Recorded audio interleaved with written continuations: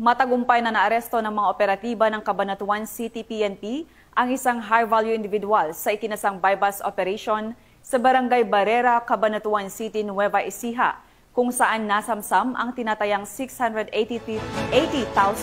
halaga ng hinihinalang shabu. Nakibalita dyan si Police Corporal Luisito Sana.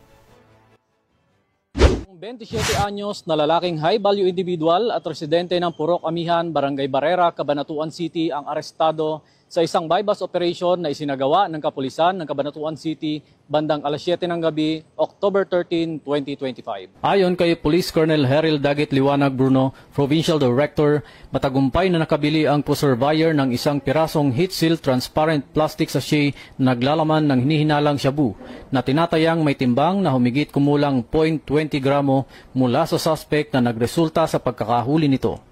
Nang isagawa ang protective search ay na-recover sa suspect ang ginamit na buy-bust money at 3 pang pirasong heat-sealed transparent plastic sachet na naglalaman din ng hinihinalang shabu na tinatayang may timbang na humigit kumulang 99.80 gramo. Pagkatapos ng dokumentasyon, dinala ang suspect at ang mga ebidensya sa Cabanatuan City Police Station para sa wastong disposisyon. Ang kabuang tinatayang timbang ng mga nabili at nakumpiskang shabu ay umabot sa 100.20 gramo na may standard price na aabot sa humigit kumulang 680,000 pesos.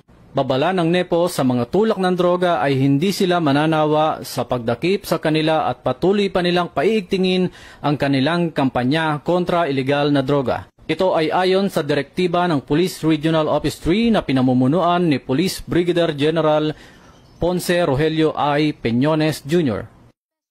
Mula dito sa Nueva Ecija Police Provincial Office, ako ang inyong PNN correspondent, Police Corporal Luisito P. Sana, alagad ng batas, tagataguyod ng Balitang Pulis.